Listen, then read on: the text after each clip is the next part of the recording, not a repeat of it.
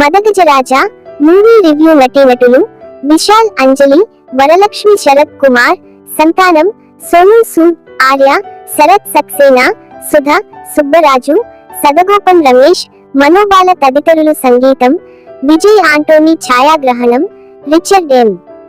Nathan. నిర్మాతలు అక్కినేని మనోహర్ ప్రసాద్, అక్కినేని ఆనంద్ ప్రసాద్. కథ, screen play, దర్శకత్వం సుందర్ సి. విశాల్ హీరోగా తమిళ సీనియర్ దర్శకుడు సుందర్ సి ఎప్పుడో పుష్కర కాలం కిందట చేసిన సినిమా మదగజరాజా. అనివార్య కారణాలతో సుదీర్ఘ కాలం విడుదలకు నోచుకొని ఈ చిత్రం సంక్రాంతి కానుకగా తమిళంలో రిలీజ్ అయి ఘన విజయం సాధించింది. ఇప్పుడు తెలుగు ప్రేక్షకుల ముందుకు వచ్చిన ఈ చిత్ర విశేషాలేంటో చూద్దాం పదండి. కథ, మదగజరాజా. విశాల్ తన ఊరిలో కేబుల్ టీవీ వ్యాపారం చేస్తూ రాజాలా బతుకుతున్న కుర్రాడు. అతను ఒక కేసు పని మీద తన తండ్రితో కలిసి తన ఊరికి వచ్చిన మాధవి, అంజలి తో ప్రేమలో పడతాడు. కానీ రాజా తండ్రి వాళ్ళిద్దరిని అవమానించి ఊరి నుంచి పంపించేస్తాడు. ఆమె కోసం వెతుకుతున్న క్రమంలోనే తన చిన్ననాటి టీచర్ ఇంట్లో పెళ్లికి స్నేహితులతో కలిసి వెళ్తాడు రాజా. అక్కడ పెళ్లికూతురికి ఎదురైన సమస్యను పరిష్కరించి ఇంటికి బయలుదేరుదామని అనుకున్న సమయంలోనే తన స్నేహితుల్లో ఇద్దరు తీవ్ర ఇబ్బందుల్లో ఉన్నట్లు వెల్లడవుతుంది. వారి జీవితాలను అంధకారం చేసింది విశ్వనాథ్, సోను సూద్ అనే బడాబాబు అని తెలుసుకుంటాడు రాజా.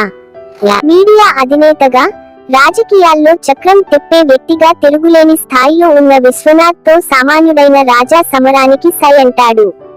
ఈ క్రమంలో అతడికి ఎదురైన ఇబ్బందులేంటి, వాటిని అధిగమించి విశ్వనాథ్ మీద అతను ఎలా విజయం సాధించాడు అన్నది మిగతా కథ. కథనం, విశ్లేషణ. హీరో కేబుల్ టీవీ నడిపే మామూలు కుర్రాడు. విలనేమో ఓవైపు టీవీ ఛానళ్లు నడుపుతూ, ఇంకోవైపు పెద్ద పెద్ద వ్యాపారాలు చేస్తూ, మరోవైపు రాజకీయాల్లో చక్రం తిప్పుతుంటాడు. తాను అభినందించడానికి వస్తే వెయిట్ చేయించాడని ఏకంగా ముఖ్యంత్రినే మార్చడానికి సిద్ధపడే లెవెల్లో ఉంటాడు విలన్. అతన్ని కలవాలంటే అపాయింట్మెంట్ కోసం 6 నెలలు ఆగాల్సిన పరిస్థితి. అలాంటి వ్యక్తి ఇంటికి ఆవారా గాడిలా కనిపించే హీరో తాను సిబిఐ ఆఫీసర్ అని చెప్పి వెళ్లిపోతాడు. అంతేకాదు, మా ఫ్రెండ్ కు ఇవ్వాల్సిన డబ్బులు ఇచ్చేయి, లేదంటే నిన్ను నడి రోడ్డు మీదికి తీసుకొచ్చేస్తా అని సవాల్ చేస్తాడు. చివరికి చెప్పినట్లే విలన్ని రోడ్డు మీదికి తీసుకొచ్చేస్తాడు కూడా. విలన్ ఎంత పెద్ద వాడైనా సామాన్యుడైన హీరోకు ఎదురే లేనట్లు చూపించే ఇలాంటి సగటు కమర్షియల్ కథలు దశాబ్దాల కిందట వచ్చేవి. అయినా ఇప్పుడీ కథకు తమిళ ప్రేక్షకులు పట్టం కట్టేశారు.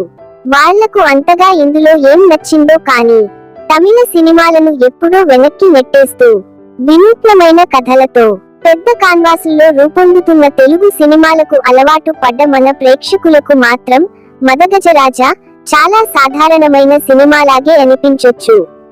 కొత్తదనం రవ్వంతైనా లేని ఈ చిత్రంలో కామెడీ, యాక్షన్, గ్లామర్ ఇలా కమర్షియల్ సినిమాలకు అవసరమైన దినుసులన్నింటినీ లెక్కలేసి దట్టించాడు సుందర్. మదగజరాజా ఆద్యంతం ఒక సగటు కమర్షియల్ సినిమా టెంప్లేట్ లో సాగిపోతుంది. ఆపదలో ఉన్న హీరోయిన్ ఆమె తండ్రిని కాపాడడానికి సూపర్ హీరోలా ఎంట్రీ ఇచ్చి ఫైటింగ్ చేసే ఇంట్రో ఎపిసోడ్ నుంచి ప్రతి సీను ఎక్కడో చూసినట్లే అనిపిస్తుంది. తన వాళ్లకు కష్టమంటూ వస్తే ఏం చేయడానికైనా, ఎక్కడిదాకా వెళ్లడానికైనా సిద్ధపడే హీరో పాత్ర మూస ధోరణిలో సాగుతుంది. అయితే ఆరంభంలోనే సినిమా ఎలా ఉండబోతోందో ఒక అంచనా వచ్చేస్తుంది కాబట్టి దానికి అలవాటు పడిపోయి ఉన్నంతలో వినోదం వెతుక్కోవడానికి ప్రయత్నించాలి. ఎంత రొటీన్ గా సాగుతున్నా సరే. సంతానం తన వింటేజ్ ఫాన్ ను చాటుకుంటూ పంచుల వర్షం కురిపించడం మదగజరాజా లో అతి పెద్ద రిలీఫ్. తన టైమింగ్ కి సూటయ్యేలా డబ్బింగ్ కూడా బాగా కుదరడంతో అతను స్క్రీన్ మీద కనిపించినప్పుడల్లా నవ్వులు పండుతాయి. విశాల్ నుంచి ఆశించే భారీ ఫైట్లకు ఢోకా లేదు. రెగ్యులర్ ఇంటర్వెల్స్ లో అవి వస్తూ ఉంటాయి. ఇక అంజలి, వరలక్ష్మి, శరత్ కుమార్ గ్లామర్ విందు కూడా బాగానే చేశారు. ముఖ్యంగా వరలక్ష్మి రెచ్చిపోయి అందాలు ఆరబోసింది.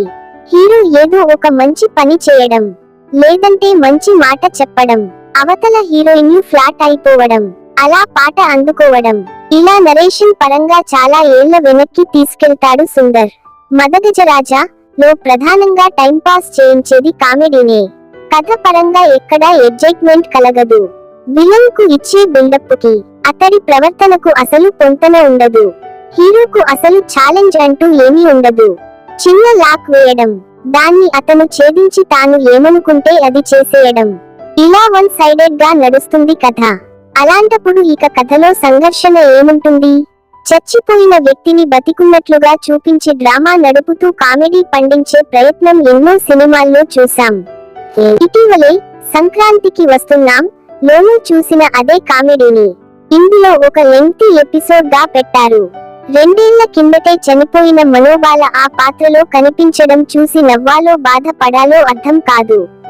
12 ఏళ్ల కిందటే చనిపోయిన మణివన్నన్ సైతం ఇందులో ఒక పాత్ర చేయడం గమనార్హం. కథకు తోడు ఈ పాత్రలు, ముఖ్య పాత్రధారుల లుక్స్, ఇదంతా పాత సినిమా అనే విషయాన్ని గుర్తు చేస్తూ ఉంటాయి. కాబట్టి మదగజరాజా మన ప్రేక్షకులకు ఏమాత్రం ఎక్కుతుంది అన్నది సందేహమే. నటీనటులు విశాల్ కు ఇలాంటి మాస్ పాత్రలు కొట్టిన పిండి. తన ఆహార్యానికి, ఇమేజ్ కు సరిపోయే మాస్ పాత్ర కావడంతో అతను చాలా హుషారుగా నటించాడు. 12 నుండి 13 ఏళ్ల ముందు చేసిన సినిమా కావడంతో అప్పుడు తన లుక్ కూడా బాగుంది. యాక్షన్ సీక్వెన్సుల్లో ఎప్పట్లాగే అదరగొట్టాడు. అంజలి కెరీర్ ఆరంభంలో చేసిన సినిమా కావడంతో తన నటనలో ఇప్పుడున్న పరిణతి కనిపించదు. పెద్దగా నటించడానికి స్కోప్ ఉన్న పాత్ర కూడా కాదు. గ్లామర్ పరంగా మాత్రం ఆకట్టుకుంది. గత కొన్నేళ్లలో తెలుగులో విలక్షణ పాత్రల్లో అదరగొట్టిన వరలక్ష్మిని ఇందులో గ్లామర్ గర్ల్ గా చూసి ఆశ్చర్యపోతాం. అందాల ఆరబోతలో ఆమె ఏమాత్రం తగ్గలేదు. విలన్ పాత్రలో సోనూ సూద్ రొటీన్ అనిపిస్తాడు. ఇలాంటి పాత్రలు ఆయన చాలానే చేశాడు.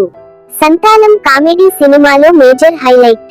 అతడి కామెడీనే లేకుంటే మదగజరాజా ను తట్టుకోవడం కష్టమయ్యేది.